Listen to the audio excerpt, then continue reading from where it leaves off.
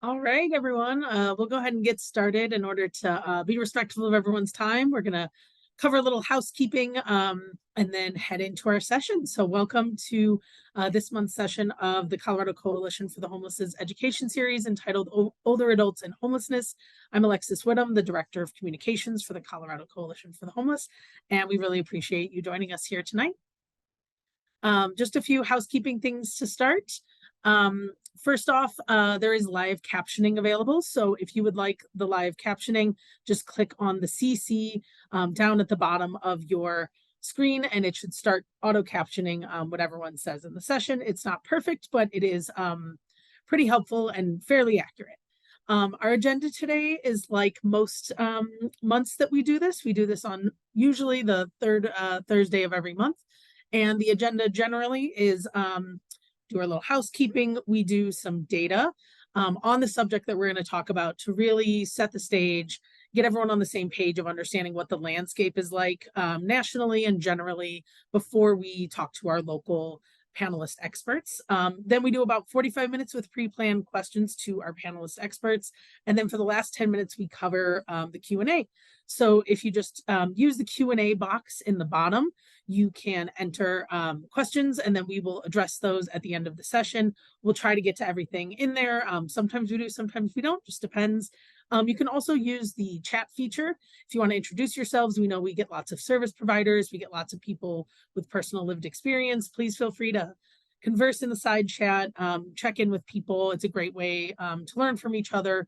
We know that we're all at this point pretty used to multitasking. So sometimes we know there's a robust conversation in the chat at the same time that we're also having our conversation here. But if you have questions, please do put them in the Q&A. Don't put them in the chat. We may miss them with all the conversation going on. Just an FYI, this session is being recorded. We always record these. We put them on YouTube, usually the next day. So feel free to share that out. You'll get it. If you registered for this, you'll get a link to it. You can share this if you think someone might enjoy it. We also always send out our slideshow. So if you think some of the data that Andrew is going to provide is useful, you don't have to take notes. You can just get that slideshow and be able to have that information on hand in the future. So we will be following up with that as well.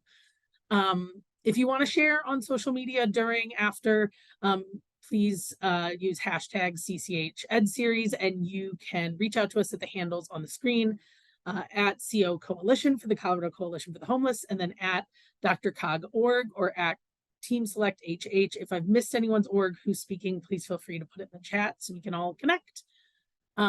So from there, I'll go ahead and hand it over to my colleague, Andrew West, who put together some data on older adults and homelessness, and he'll go ahead and present that, and then I'll return to introduce our panelists. So, Andrew? Fantastic. Thank you for kicking us off, as always, Alexis. And I'm Andrew West. I use he, him pronouns, and I am the Housing Policy Fellow currently with the Colorado Coalition for the Homeless. And we're going to get started here on some data, just to, like Alexis said, give a bit of an overview on homelessness and older adults. We'll begin with talking about overview, some numbers to sort of situate this issue, provide a little context here. We'll also talk about some causes, focusing on three main areas of causes. One being the general landscape of homelessness and causes that affect the general community, but also talking about demographic specific issues and a cohort effect that we see with this population. And then we'll move into some solutions a bit later as we go, and then we'll hear from our excellent panel. But a bit of an overview. When we are talking about older adults, what does that really mean? And a few of our main studies that we've referenced here refer to older adults as people over 50, people over 55, people over 60, people over 65. I know a lot of times we talk about seniors as people that are over 65, but a lot of these different studies use sort of different figures. And if you look on the right side of the screen here, you can see that the percentage of adults, single homeless adults who are over 50 has increased drastically in the last 30 years or so. So in the early 1990s, the percentage of single adults who are homeless over 50 was about 11%. In 2003, we see that number climbed to 37%. And now that is about 50% in 2020. So this trend is expected to continue. The population of adults over 65 who are experiencing homelessness is the fastest growing age group And one study found that that is also expected to triple by 2030. Now, that study was conducted a few years ago. I believe that was a 2019 study. Um, Nevertheless, this is the fastest growing age group that we see. Um, Another interesting fact is that among single adults who are experiencing homelessness, half of them are over 50. And within that group who is over 50, half of them first became homeless after age 50. And we'll talk about that a bit later, those who became homeless earlier in life and then aged, and then other groups who first became homeless after age 50, because we see some unique circumstances there. Go to the next slide here. Thank you, Gabriella. Here's an interesting graphic from that same report in 2019, the emerging crisis of age homelessness, that shows the age distribution. Now, this focuses particularly on adult male shelter users in the United States. So it's certainly not emblematic of the entire population, but this shift is sort of emblematic in some ways. We see that the largest population has shifted over the years from in 1990, most people were between the ages of 31 to 33. And then over time, 10 years later in 2000, that shifts to 40 to 42. And now we see that the age where most single adult males find themselves are in 49 to 51. And during that time period, we've also seen the share of single adult males who are experiencing homelessness between 46 and 54 increased from 1 in 8 in 1990 to 1 in 5 to 2000. And that number is now 1 in 3. So 1 in 3 adult males who are shelter users were between the age of 46 and 54. And here's a little bit of info on some projections to grow. Again, focusing on that one main report. That study modeled New York City, Los Angeles County, and Boston, and that is research from the University of Pennsylvania. But they found that, again, in that group of older adults, specifically looking at those over 65, their projections was that this population would nearly triple between 2017, when they were doing a lot of research on the study, to from 40,000 in 2017 to 106,000 in 2030. And a lot of that data is from census data, but they also focused on those over 55 when they projected that population will grow less so, but in a similarly alarming fashion from 170,000 to 225,000. And I would say a lot of that growth is accounted for between those specifically who are older than 65. So we see the older side of that population doing is what they project to increase the most. Excellent. Let's focus on some causes here. As a lot of you know who have joined us previously, we've done Homelessness 101, and you can reference some of those earlier presentations to focus really more in depth on our causes. But all of this takes place in the environment of poverty, rising rent costs, an overall shortage of affordable housing, a lack of funding for at the federal, state, and local levels on affordable housing programs. Also, winding down of a lot of pandemic-related aid programs. We know that programs like emergency rental assistance were very effective in keeping people housed. And in the last 6 months or so, we've seen that these pandemic-related aid programs have come to an end or are coming to an end, which highlights, again, the need to make sure that we continue implementing these proven programs. And I will say one thing that focuses particularly on this population is that for those older than 50, they have the highest risk of paying more than 30% of their income on rent or mortgage. And what we typically say is that 30% is what you would expect to be paying. Anything more than that is you're facing a cost burden, where it becomes difficult to afford other things like food, healthcare, other basic needs, and expenses. And at 50%, we find that we call that a severe cost burden. And that's when it really becomes difficult to afford housing on top of all the other basic needs. And next slide, we'll focus on some things that are a bit more unique to this population of older adults that we're looking at. One thing is that it is part of a larger demographic shift in the United States, not just among people experiencing homelessness, but part of the US population overall. older adults are projected to increase from 29 to 31% of the US population between 2021 and 2030.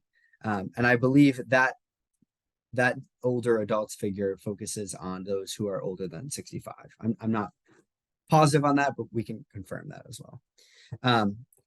And it also highlights that older adults will outnumber children by 2034 for the first time in US history.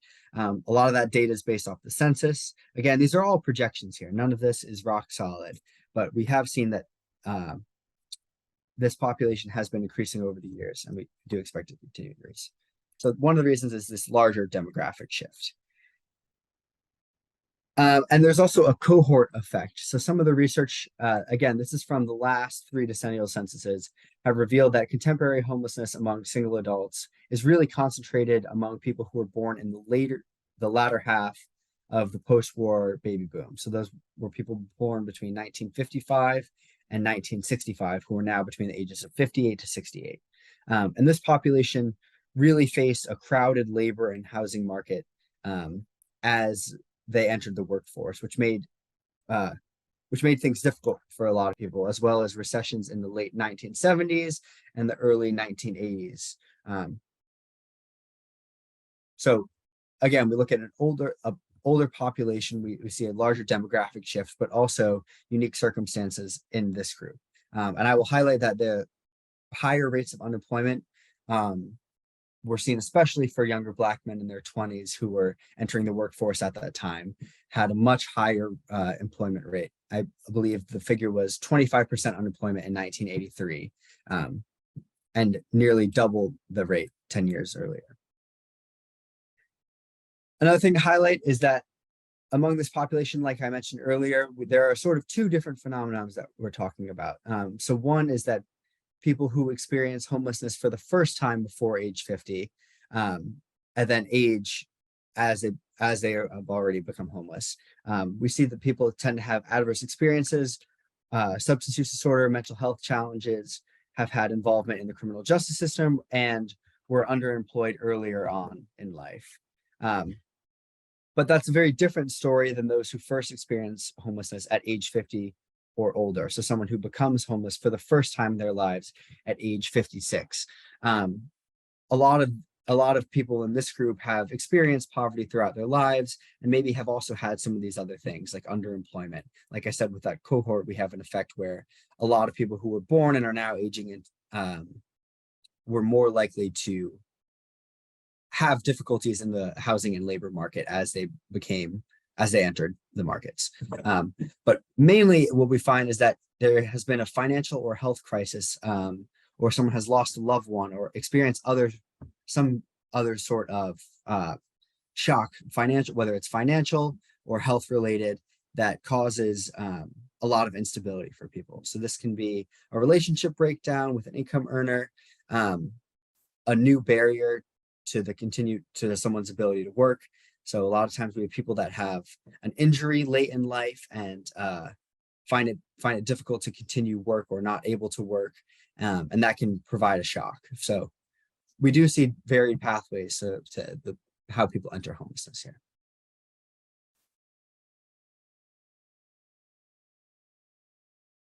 Now we've covered a bit of general information about what the landscape looks like, about sort of some of the causes that this group faces. We talk about some outcomes as well. So for people in this group, there is a much higher prevalence of geriatric conditions, even than the general population who is in their 70s and 80s. And when we're talking about geriatric conditions, this can include cognitive, functional, or sensory impairment. There can be things like falling and other sorts of conditions. But this even So sorry, for the older population, we talk about people that are between 55 and 65 mostly, but they present with conditions of those who are in their 70s and 80s. And this is something that we see with people experiencing homelessness at pretty much every age. Our clinicians at the South Street Health Center often say that people present with conditions of someone that are about 15 or 10, 15, 20 years older than them. So say someone who's 40 comes in, we can expect that they might present in a similar way to someone who's about 60 years old. And we see that especially with geriatric conditions who are for this older population. Unfortunately, this also leads to a younger age of death, a lower life expectancy. For the unhoused population over 50, the median age of death was found to be 64 in one study. Another thing is that it can become, there are also barriers, additional barriers for people as they're trying to exit homelessness. So we found that adults over 55 tend to be less likely to utilize, and I would highlight that access is a problem a lot of the time for permanent supportive housing solutions and other housing interventions like rapid rehousing than younger adults. There are also high rates of use for acute healthcare services like emergency departments, inpatient hospitalizations. Police services can be another one, high interactions with the criminal justice system, and nursing home stays for people in this population, more so than younger adults experiencing homelessness. And all of this obviously highlights the need for immediate solutions and making sure that we focus on ways that the older population is uniquely affected by homelessness. In addition, there are further breakdowns based on race and gender. We find that Black older adults had disproportionately smaller shares of use of permanent supportive housing and rapid rehousing interventions than other people within the same age group, but with a different racial background. And again, obviously, this is an access problem, and this is a product of systemic racism throughout both homelessness services and our economy. Another study that I thought this was interesting, that it found that people of color were more likely to use family networks or self-resolve. So what does this mean? This means that older adults of color were generally overrepresented compared to their share of the general population or the population among those who exited homelessness into a family supportive system. So that might mean moving in with relatives or something along those lines. We also found that they were also more likely to self-resolve, so to find a solution outside of a homelessness service provider than the general population as well. And another access issue, we found that older Hispanic adults experiencing homelessness received a little bit less than 4% overall of supportive housing resources, but represented 11% of the population. And white older adults were overrepresented in exiting homelessness and received the majority of permanent supportive housing resources, although they comprise about just a third of the older adult population. So in addition to disparities that we see by age, we also see further breakdowns based on race. And this highlights, again, the need to provide unique solutions and target those who have the least access.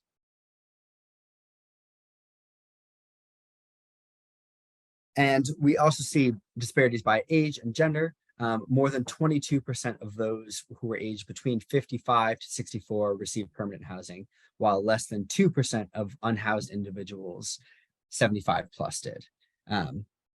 Speaking to the gender component, most older adults experiencing homelessness were men, but women received slightly higher level of housing services related to their share of the population.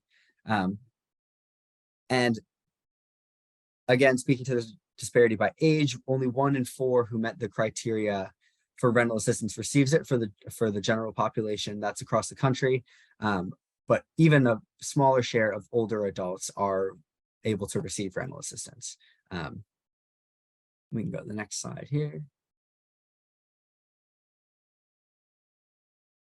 And a comparison to younger adults. Again, they were more likely to be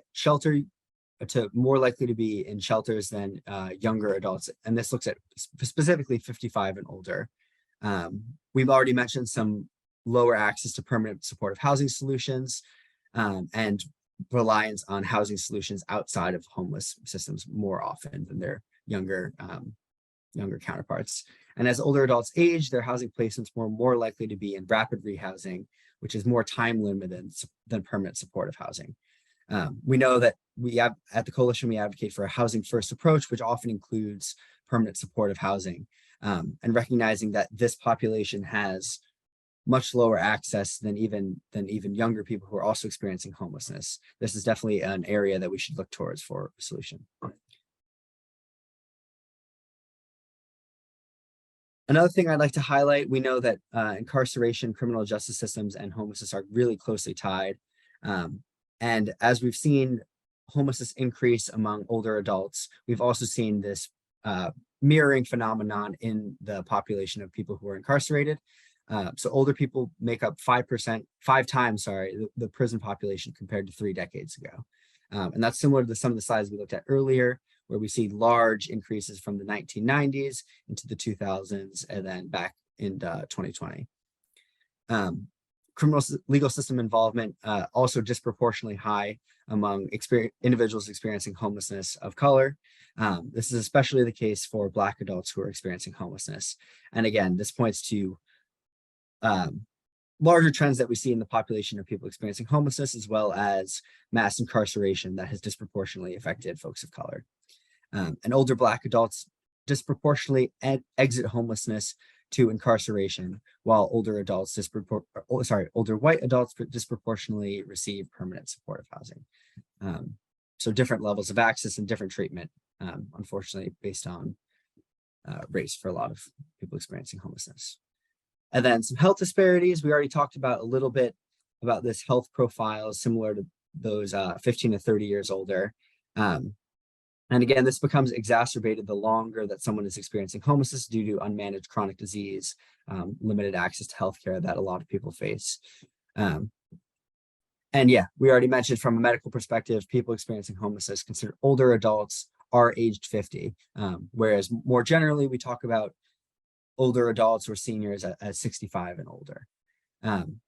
Something that we've seen specifically at the Colorado Coalition, the number of older adults older than 65 who are seeking healthcare has risen from 977 in 2018 to 1,418 in 2022. So some pretty sharp increases that we've seen throughout the pandemic. And I believe we should have a graph depicting just how steep that change is on the next slide here. So helpful to see a visual representation of this increase that we're looking at. We can go to the next slide here. Excellent. And I'll pass it back to Alexis. Obviously, I'm focusing on a lot of the data here. I don't paint a very encouraging picture, but we've got some excellent panelists today who can talk a little bit more about solutions that work, including funding specifically targeted at this population, recognizing the disparities that also track between race, age, and gender, having more equitable screening for housing resources, more tailored support services, strengthening eviction prevention policies, resources, and expanding living solutions like multi-generational housing. And lastly, elevating the voices of older adults, making sure that they're included in these policy discussions, making sure they're at the table when we talk about solutions. And with that, I can pass it back to my colleague, Alexis here. Thanks, Andrew. Awesome. Well, I'll go ahead and introduce our panelists. Gabrielle, if you can just get us the next slide. Thank you. So I'll go ahead and introduce everyone. First off, we have Erica Dubray. Erica is the manager of the Aging and Disability Resource Center within the Area Agency on Aging at the Denver Regional Council of Governments. In her career, Erica has helped older adults and their caregivers in many different capacities, such as long-term care planning, crisis intervention, resource navigation, and placement into higher levels of care. Overall, Erica's goal with working with families is to support them in helping to live independently in the community of their choice. Welcome, Erica. Next, we have Brother James Patrick Hall, who is a friar with the Brotherhood of St. Gregory. He's a founding visionary with Rocky Mountain Refuge, beginning with the very first discussions in 2017, and has served on the board of directors since incorporation in 2019, and was appointed executive director in 2021. Rocky Mountain Refuge is the only shelter in Colorado that offers round-the-clock custodial family-style care, where unhoused folks are kept safe and comfortable and can receive hospice care from our partner organization. So welcome. Chidi Ihekwe-Azu. I apologize, Chidi, we didn't get a chance to talk before, so I hope that I did okay with your last name. Please correct me when you come on. He serves as the Director of Case Management for Senior Support Services, a day center for seniors 60 and older, for those who are experiencing homelessness, economic instability, or just need a place to feel safe with peers. The center is open Monday through Friday from 7 a.m. to 2 p.m. and offers a variety of services, which include, but are not limited to, breakfast and lunch, clothing and storage options, case management, mail service, and counseling support. So welcome, Chidi. And finally, Dr. Deborah Preller is an internal medicine doctor with the Colorado Coalition for the Homeless at the Stout Street Health Center. She received her medical degree from the University of Washington School of Medicine, specializes in complex medical care for adults, and does procedures as well as consults for the family practice providers regarding their more complicated medical patients. Through the Stout Street Health Center and satellite locations, the coalition serves nearly 15,000 individuals currently experiencing or at risk of homelessness. So welcome, Deb. All right. Thanks, Gabriella. You can just go if you want to stop sharing. Thanks. So welcome, everyone. Great to have you here. The first thing we always like to do is to start with, I know the data presentation can be long, it can have a lot of information, and it can be upsetting to get all that at once. So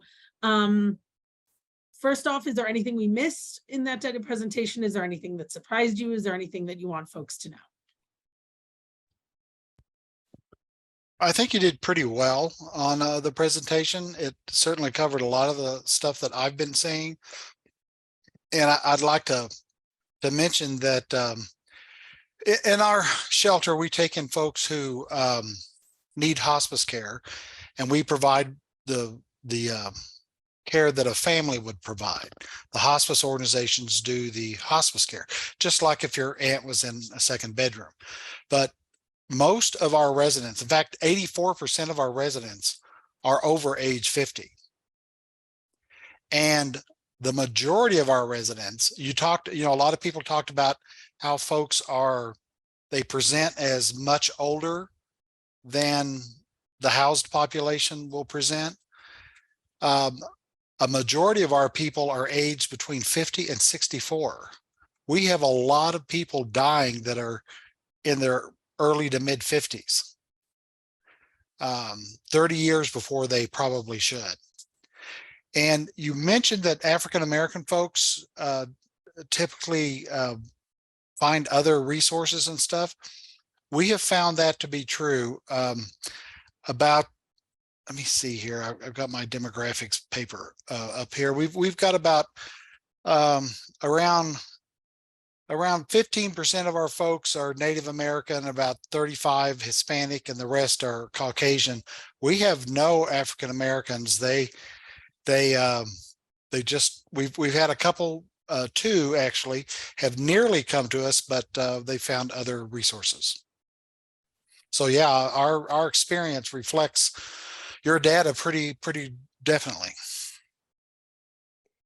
And I think our data supports what you just said as well.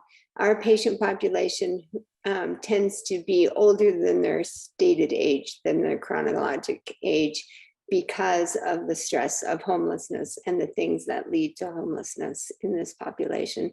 So our patient population, one of the reasons they're saying that we're talking about people over 50 as elderly, that includes me, most people wouldn't need as much help and have as many medical problems as our patients do if they were housed and were able to take their medicines on time and take care of themselves in the way that we suggest that they do.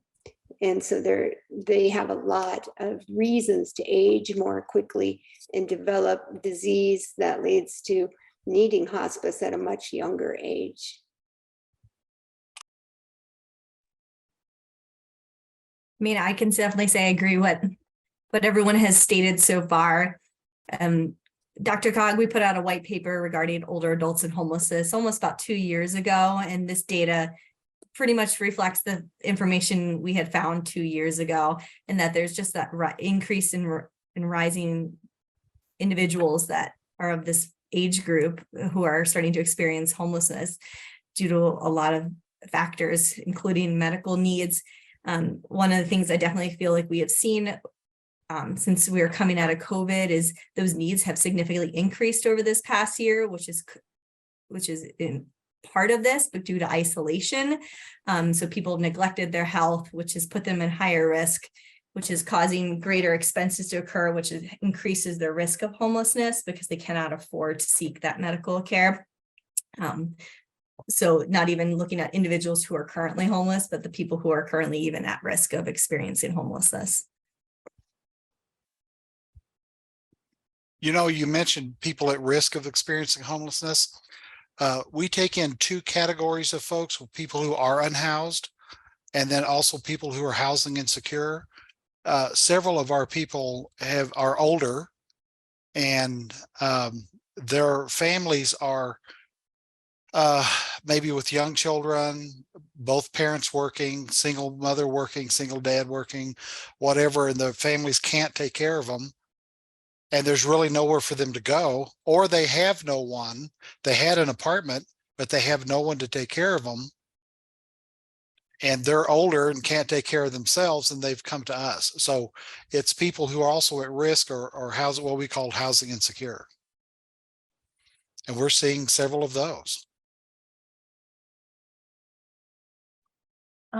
So knowing that Colorado has become an older state and, you know, seeing those numbers of what's going to happen over the next decade or so, do you feel like your work has changed recently, or do you have plans within the sectors that you're all working in to change your approach, knowing that the population is going to continue to grow?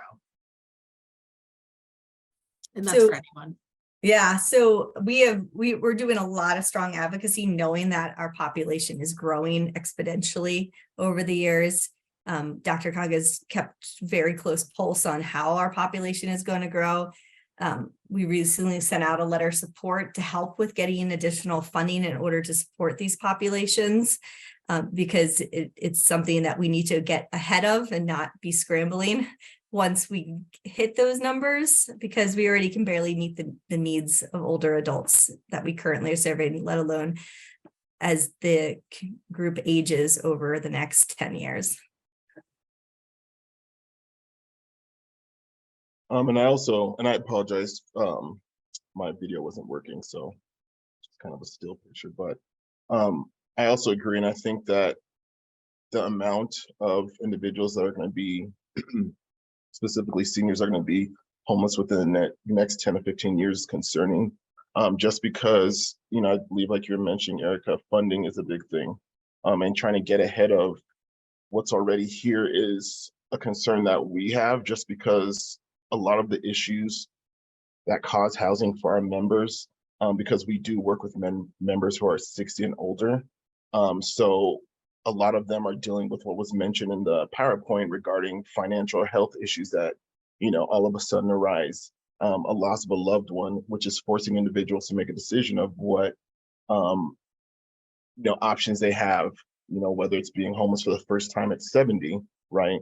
And having to go to a shelter when shelters are not specifically tailored to seniors and the needs of seniors. So, you know, we've dealt with a lot of that income. You know, there's, you know, a lot of times individuals are on fixed incomes, and if they don't receive documentation on time, or, you know, kind of submit a recertification on time, that can break up their income, which can then lead to, you know, often landlords trying to pursue, you know, eviction. So on our end, I think funding's a really big issue that I think that our older population, I should say, could benefit from, just knowing to have those safety nets in the event of one of these instances that occur. They don't necessarily have to resort to, you know, staying on the street or a shelter or looking for somebody to stay with, in my opinion. And many of our patients have become homeless because of a medical illness for themselves or their partner.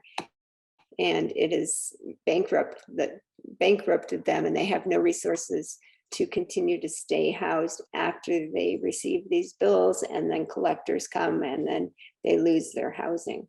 So medicine is causing their homelessness at times. Thank you, Deb. Yeah, it's we had a series a couple months ago, and you can find it on YouTube, specifically about health and homelessness, and it certainly is a catch-22 of issues going back and forth with causing homelessness and then being the result of homelessness also with health. While we're talking about that, Deb, can you tell us about like how care, you know, people who come into the Stout Street Health Center, some people here are maybe familiar, some people aren't. When someone comes in, do you have a different approach when you work with older adults?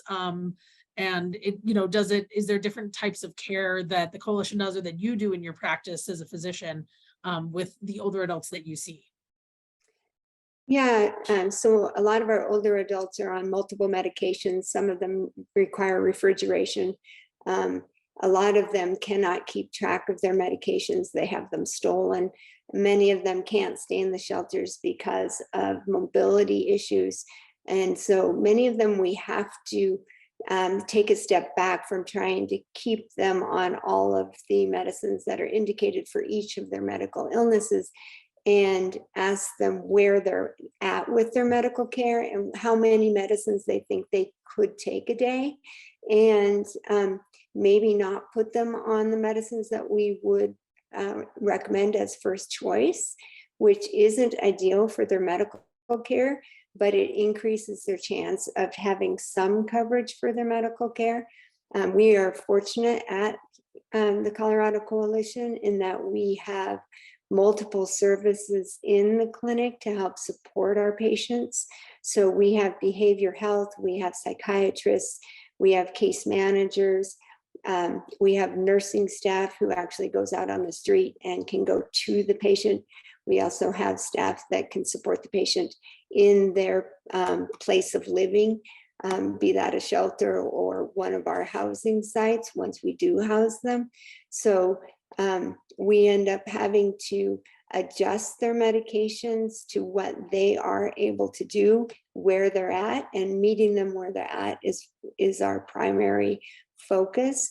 Once we can get them a little more stable from their external stressors, then we can start adding in more medications, making it a little more complicated and making sure that they get what they need and what we would want them to be on.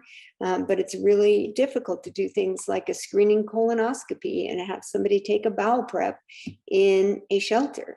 Our patients are very resilient and very resourceful, and many of them actually still can follow through with all the things we ask them to do. But if we take the approach of we're going to catch them up on everything that needs to be happening and that they should be doing during the first visit, they don't come back because it's overwhelming to them and they are already overwhelmed. Thank you so much. And I really appreciate you explaining more about, the coalition and the breadth of services. JP, I hear you jumping in. So please jump on that. And also, I think, I want to take the time for each of our panelists to tell us a little bit more about the org they work at and what they do. So yeah, JP, if you want to continue what you were going to say and also tell us about how individuals are served through your care and maybe what we can do communally to try to serve people before they reach the point where they're in your care at Rocky Mountain Refuge. Okay, one of the things Dr. Proller was talking about there is refrigerated medications and people not being able to keep track of your medications. Of course, my focus is end-of-life care, which is totally different than, not end-of-life care, I guess you could say. But I don't care. Just so you're aware, we also have a lot of people who are on hospice and palliative care. And so we do have a lot of overlap with you as well. So it's great to work with you guys. So I don't care if you're in a gated community somewhere. If you are the only person managing your medications, you're not going to be able to keep track of them. These medications are powerful and there's a lot of them, and it's just difficult whether you're housed or unhoused, whatever. So that's one of the things that we do. So I'll move into what we do. We are a specialized shelter. We offer what's called custodial care or family style care for a person who is at their end of life, and our hospice partners provide the medical oversight for the medical part. Primarily what that consists of is what we do is we keep them fed, we keep them clean, we help them with toileting, we help them reposition in and up out of bed, take them out, if they want to smoke, we wheel them out in the little wheelchair out to take them to smoke, which they love. And then different things like that. But we also keep track of their medications. We have sheets that we record it all on that the hospice nurses come in and validate and all this stuff. so that they get their proper medication at the proper time in the proper amounts. And that's what we do. And we take care of the person until the end of their life. Most of the folks live for about 12 to 13 days with us. And then they expire. So, and like I said, a lot of folks are older. We have a small number under age 50, but the vast majority are over. Thank you, JP. So Chidi, I wanted to have you have the opportunity to tell us a little bit more about senior support services and how case management looks there. Yeah, tell us how it works with a day shelter and program. That's something, different than most of what we do at the coalition, and that folks who are on here might be interested to learn more about how they can use those services. Absolutely, and thank you. So yeah, Senior Support Services is really the only day center in Denver that services individuals 60 and older specifically. Our agency offers various services like, you kind of touched base on, which include case management, meals, which include breakfast and lunch, mail service for individuals who are experiencing homelessness and are working towards, maybe gathering vital documents or applying for housing. They can use our address to have those documents mailed there and or get responses from different entities. We offer clothing. We have a clothing room so individuals can access that based off of need. Hygiene items to make sure that they feel not just that, the elements are impacting them, they can come in there and still kind of freshen up and, kind of take care of themselves in that manner. Now, with case management, that's primarily what we focus on for individuals, and that includes, applying for benefits, which include Denver Human Services, foods or SNAP, old age pension, Medicaid, assisting individuals scheduling appointments for Social Security so they can apply for different services, whether it's SSI, SSDI, retirement. We assist individuals with housing, so helping them apply for applications, acquiring various vital documents, whether it's scheduling appointments at the DMV, requesting Social Security cards, really any kind of support that they need, they're able to get there with case management. Now, not every member comes to Senior Support Services to seek case management. They may just want to come there to be amongst peers, somewhere to sleep during the day because they don't feel comfortable, maybe at some of the other locations, whether it's on the street or different environments. So they'll, sleep for the day. We are open from 7 to 2 normally, Monday through Fridays. And case management, we do Monday, Wednesdays, and Fridays on a walk-in basis. Really, the only requirement we have for membership is individuals are 60 and older. And then from there, we touch base with individuals to see what their needs are, or sometimes people just sit there and we won't ever, really have a case management interaction with them, but they'll come back for like the meals, clothing, shelter, and things like that. So that's kind of, a brief overview of what we do, but we really take pride in having a location where seniors can specifically hang around other seniors who kind of understand each other's needs, health needs, things like that, and just where they're at in life right now. So we really take pride in being able to offer that. Yeah, thank you so much. Sure. Erica, so the Denver Regional Council of Government, or DRCOG, addresses the needs of older adults and people living with disabilities. Can you tell us more about how you create community-based supportive and nutrition services in the Denver region and what you do generally? Because I have the feeling you probably do a lot of things as a large organization, and that maybe folks here don't know about. Yeah, so the Area Agency on Aging, which is housed inside DRCOG, does a lot. And what we don't do, we contract out with a lot of agencies within the community to provide those level of services. So the vast majority of the programs that we have serve specifically individuals 60 and older, because that is how the Older Americans Act rules read, that all that funding for the Older Americans Act is for individuals 60 and older. So all programs funded through Older Americans Act, an individual has to identify as being 60 or older. Now, we also have the Aging and Disability Resource Center. that program serves any individuals 18 and older with a disability or their caregivers as well. So we have a lot of different programs at the AAA at DRCOG. So internally within the AAA, we have case management program that is short-term intensive case management for individuals 60 and older. And then we also have a program called options counseling for individuals who are under 60. Options counseling can look different depending on what region you look at. We pretty much mimic case management. So pretty much anybody who's 18 and older with a disability or 60 and older can get short-term case management through us. Short-term can be anywhere from 3 months to a year, depending on what their needs are. Homelessness is something we are seeing a lot rising for our program. So one of our program that has the biggest impact in the community is our information and assistance hotline. And that's a phone line that anybody can call Monday through Friday, and we staff it between 8:30 and 4:30.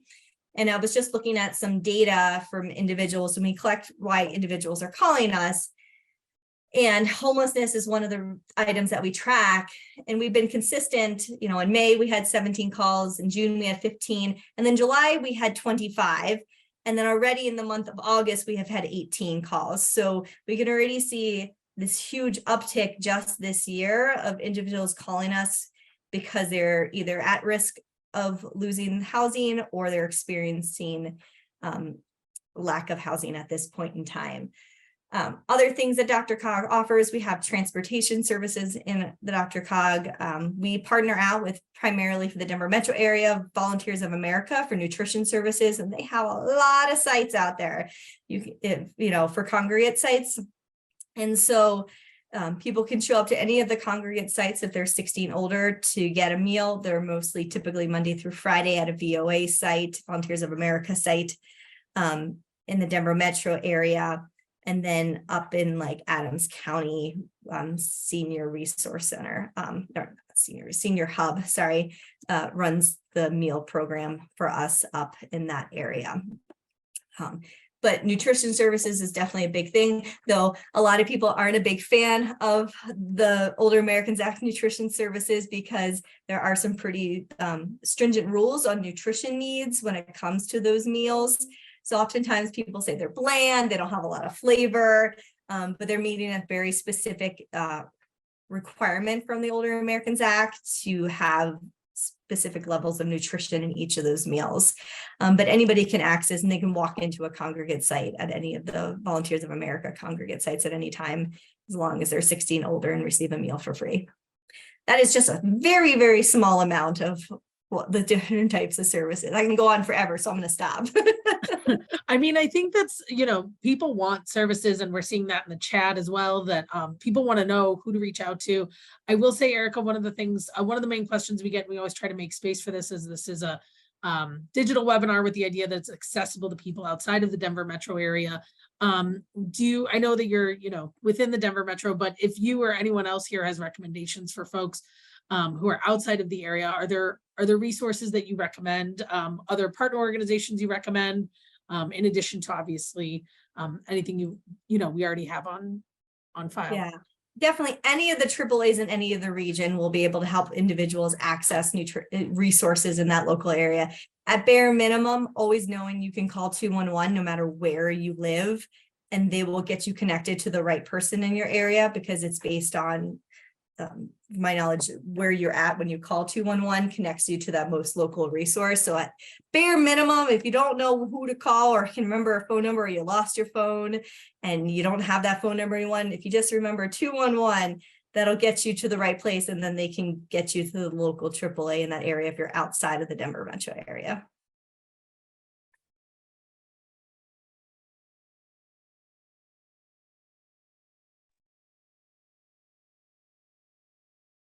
Deb, I thought maybe you were going to say something. Did you have any response, or was I off on that?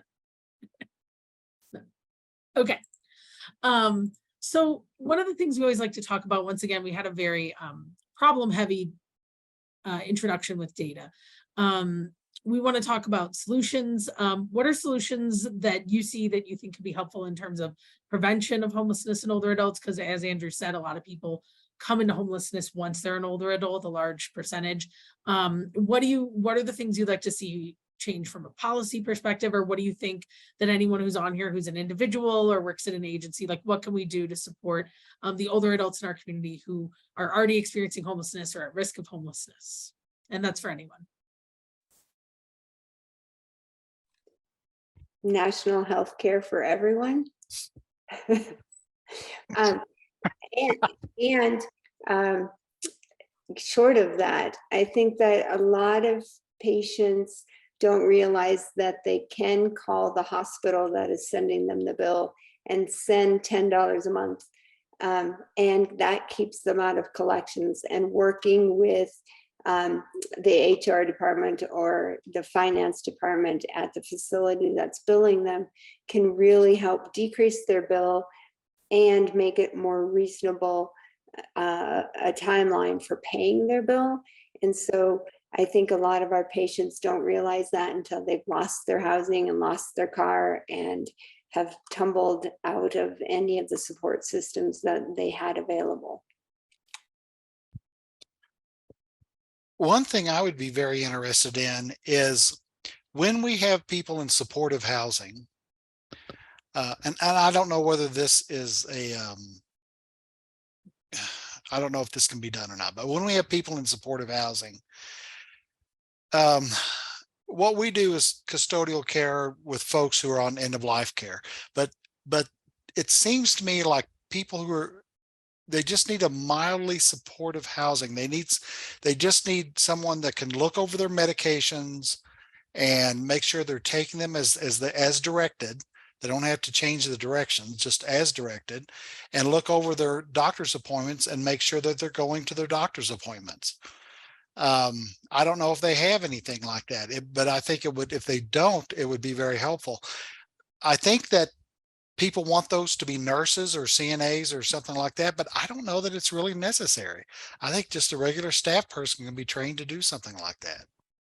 And we do that at the Colorado Coalition. Our case managers go to patients' apartments and Perfect. touch base with them, go over their meds, remind them of what they're supposed to be taking, set up their medisets so they know they can take these in the morning and these in the evening. And we have a lot of support for patients that we have recently housed to help them take their meds. That's good. Glad to hear that.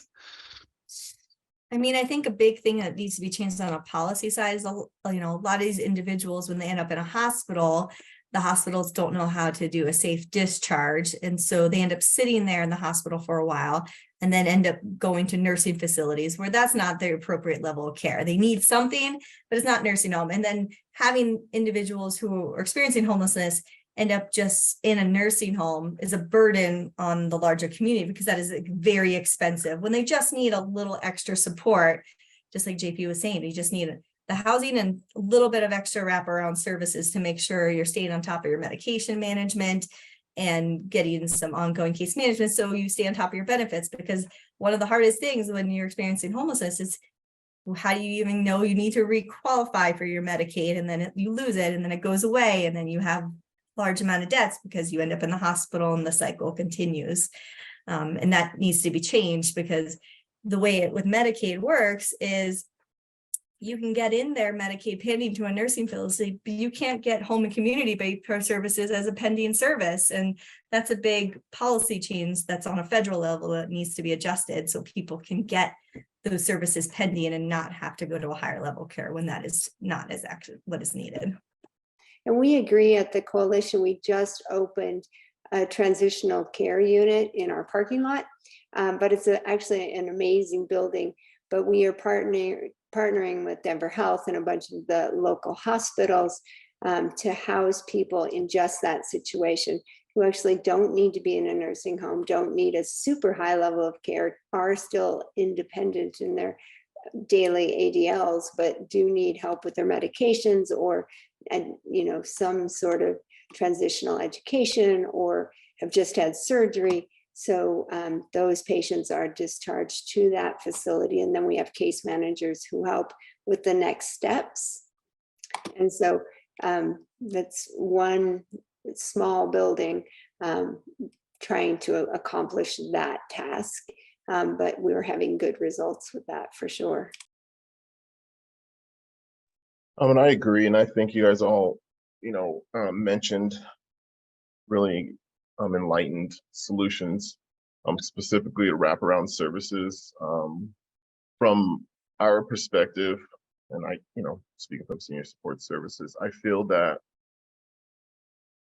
there should either be policy regarding seniors being able to be easily kicked out of a place they've been at for 17 years based off of income, or being priced out, where not only did they think, hey, I can stay here for the rest of my life, and now they're going to be experiencing homelessness for the first time at 70. To me, that doesn't make any sense. And I feel like that should be something that we really acknowledge, especially if there's going to be an increase, or we're expecting an increase in the homeless population over the next, like we said, 15 years. This is only going to get worse. And I just feel like the mental health part of that is devastating. Also transitioning into the medical and, physical. Also funding. I know funding's always an issue. Funding's, it's kind of sometimes grabbing at straws, but I also think that, barriers that are, individual who all of a sudden can't work but wants to work, and now they're thinking about, hey, how am I going to pay for my apartment? And if there's not enough funds to cover that, guess what? They're potentially going to be homeless. Breakdown in incomes. There can be windows to where if they do lose income, there's time to figure it out and possibly get some financial support so that they don't go through the process of starting an eviction, specifically with individuals who've lost loved ones who possibly were the breadwinner or had majority of income, or whatever the case may be.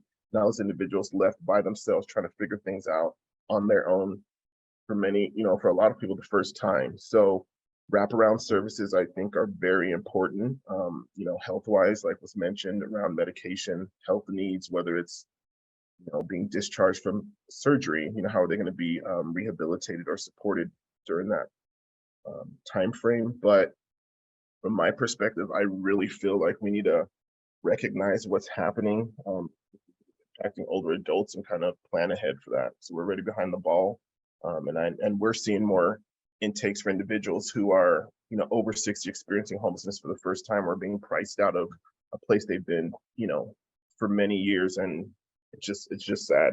So I don't think we all have the perfect solution, but I think we need to kind of be creative with our approach of this, kind of increasing trend, if you will. Thank you so much, Chidi. Yeah, and I just want to say, like, Deb had a couple solutions that we have at the coalition, where we have this integrated case managers who assist people who are in housing. We have our new John Prevensky Recuperative Care Center that has 75 beds.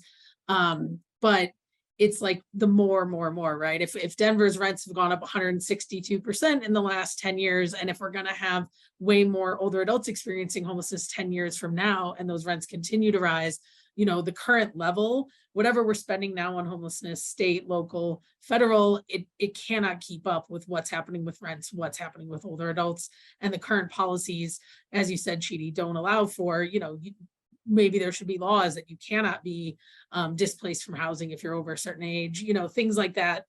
We need large solutions. And just as always, encourage everyone to join our advocacy network, or any other organization that works in the advocacy space here in Colorado. And Aubrey, maybe if you want to put that in the chat so folks know how to join that.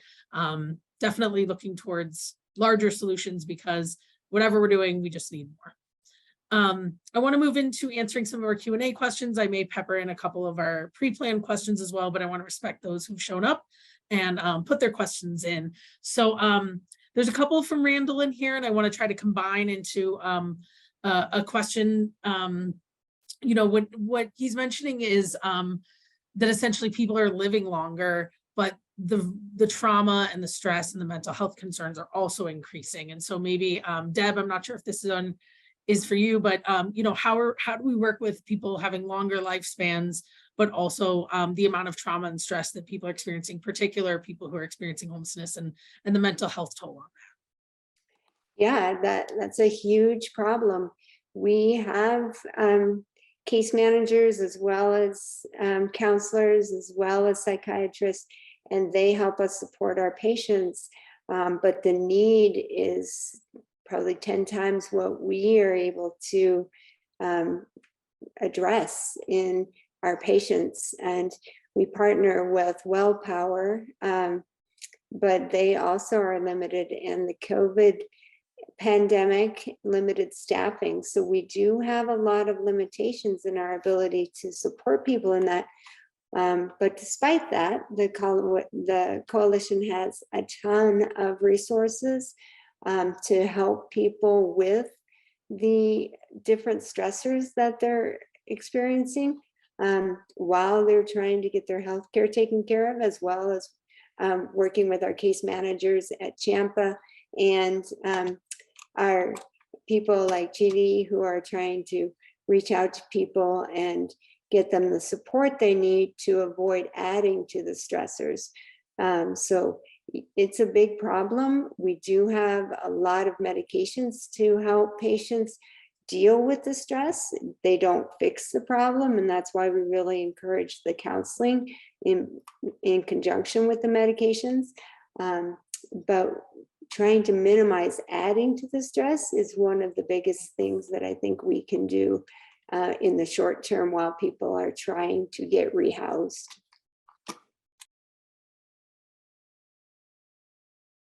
Thank you. So we have a question from Donna. It says, why can we not have an adult with housing voucher share with another adult who has a housing voucher? Would this arrangement not be feasible and creative to reduce demand? I'm not sure if that's exactly anyone who's on this is wheelhouse, but if anyone has an answer for Donna, I'd love to try.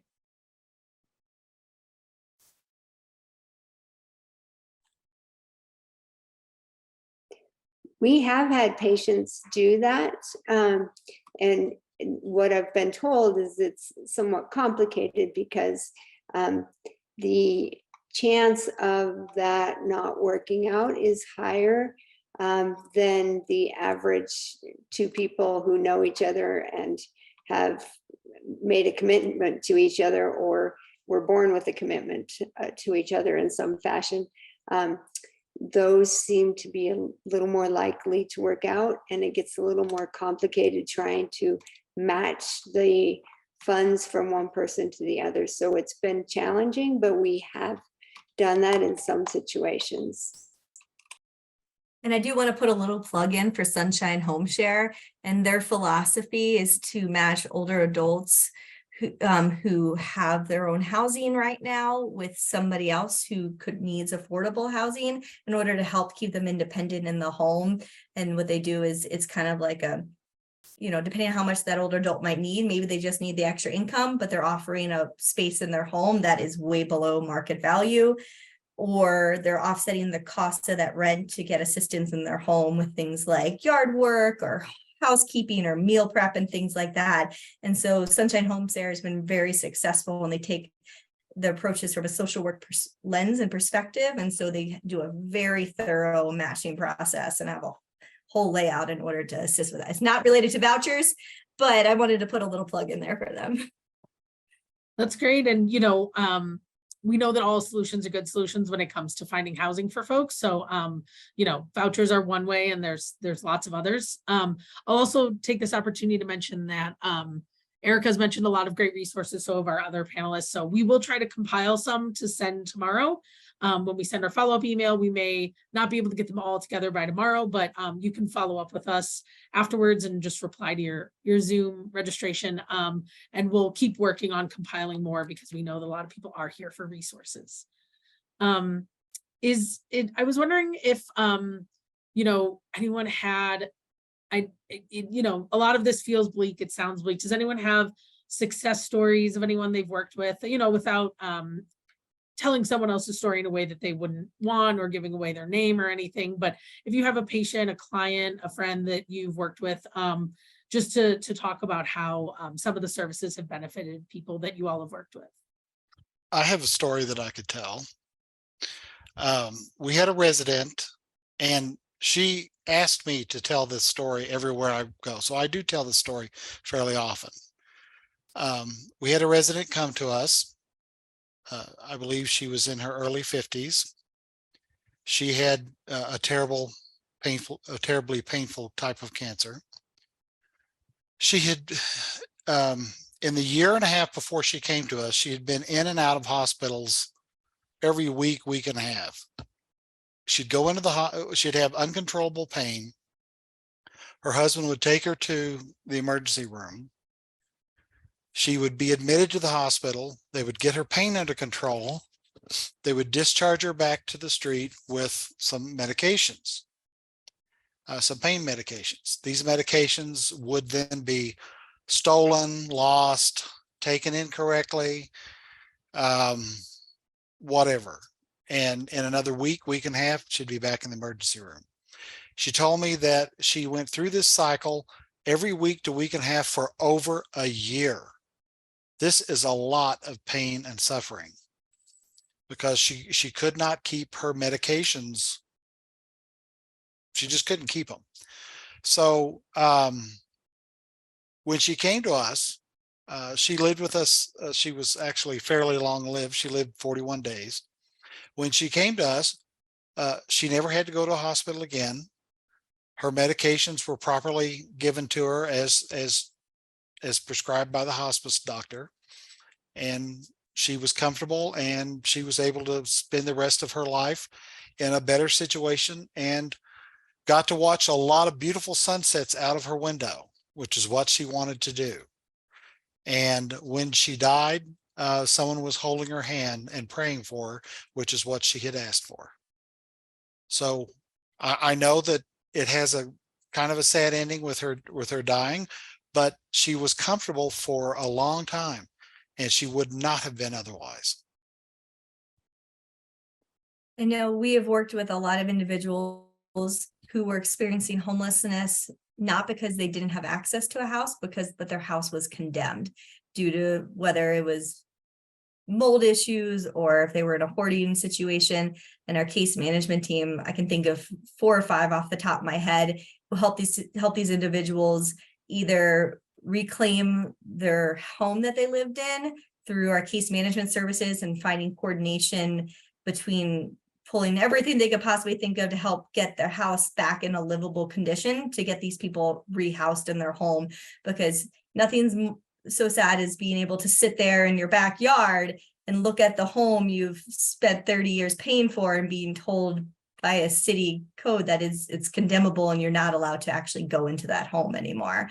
And then we also had an individual who was able to purchase a trailer to live in, but that was missing a working, I believe it was a water pump. So he didn't have access to water in what he was living in.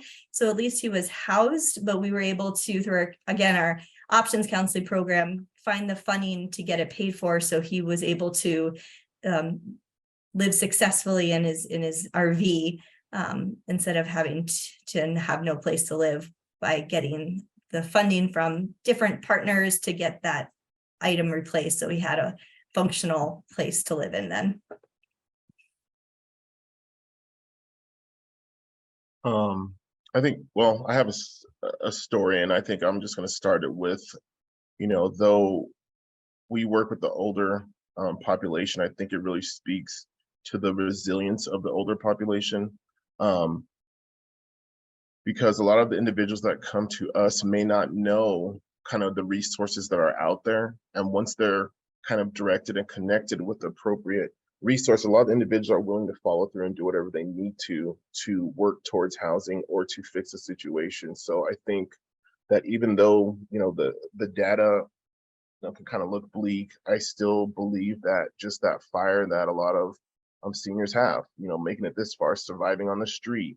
I think those wraparound services, or just those continued supports, allow them to kind of be taken care of in multiple ways, which in turn reassures them that, hey, someone's in my corner and I'm gonna do what I need to do to try to change my situation. And I think that as a society, we need to be able to fill those gaps of services that they need, so that they're kind of not just spinning their wheels and with limited resources or access to to certain benefits or like different services. So I preface that because there's an individual that I've still been working with to this day that was, when I first started working at Senior Support Services, she was homeless, she was sleeping on the street. I'm an older lady. But she would come in basically every single case management day to see what she can do to work towards getting housing, getting her income set up. So she continually worked at it and worked at it. And as of recent, earlier this year, she finally got housed with everything set up. So she has a nice apartment, her finances are situated. She still comes in for the support to make sure that, hey, you know, is she doing this right? Is this document reflecting, you know, what she thinks it is? So I think that, you know, a lot of it's really just compassion and being trauma informed, because, you know, we don't know the circumstance the individual comes from, but when they come to us or when we touch base with them, we want to make sure that we're kind of being compassionate to their unique experience. And I think that speaks volumes to what we do, the trust that, you know, older adults have in us to try to help them figure out their situation, whether it's end of life care, whether it's medical needs, whether it's, you know, resource acquisition. You know, the numbers are one thing, but I think as long as we keep doing what we can do as far as advocating as well, you know, we could possibly change things for the better and reduce the amount of stress and trauma that these older adults face. I have a patient who also epitomizes the resiliency of some of our patients. He was in his early 60s and had worked his whole life, but developed end-stage renal disease, required dialysis 3 times a week, lost his job. He was then living with his mom and taking care of his mom and was her caregiver, but then she became too ill to for him to take care of and had to go to a nursing home. And so he lost his housing and then was on the streets for a couple years. And during COVID, we had opened up a few motels and were able to house some of our sicker patients in the motels. So we were able to get him into the motel for a year and a half. And then because he was so consistent with trying to get all of his paperwork in order and get his finances in order, he was able to get housed. But his housing was too far away from his dialysis, so he was getting medically unstable. And just a couple months ago, we were able to move him into housing in Cherry Creek. And so now he has a studio in Cherry Creek. He says he grew up in Denver. He was born and raised here in the Thornton area. And now he lives in Cherry Creek, and it's always been his favorite area of Denver. And he looks out over all of the pedestrians and has lots of places he can walk. And he's been able to get back in shape and get to his dialysis. And now we're probably going to be able to get him a transplant, and he's going to be able to go back to work. So it's really, it kind of inspires us to keep doing what we're doing when we can get people back to what they want to do and back to a quality of life that they were aspiring to. Thank you so much. Those are all amazing answers. And I recognize that we were not able to get to so many questions that came up in the Q&A and in the chat. So I apologize to everyone. We will be putting together a list of resources to send tomorrow. We'll see what we can get together. And then, as I said, please follow up with us. We'll only be able to put so much together before we get the email out, but also continually working on resources for folks, and to make sure that these sessions are useful to people both who generally want to learn and who also want to you know, get services, meet their own needs, meet family and friends' needs. So thank you. We are at the end of our time, so I just want to thank all of our panelists so much. That was a really wonderful conversation, and thank you for all the work you do in community. Thank you to everyone who attended today. We know that it takes a lot to decide that this is how you want to spend your 5 p.m. time on a Thursday, and so thank you so much for engaging with this topic. We hope you join us for future topics next month in September. We're planning on a session on unique considerations for homelessness within the Latino community. So we're trying to do a few sessions where we really concentrate on specific demographics.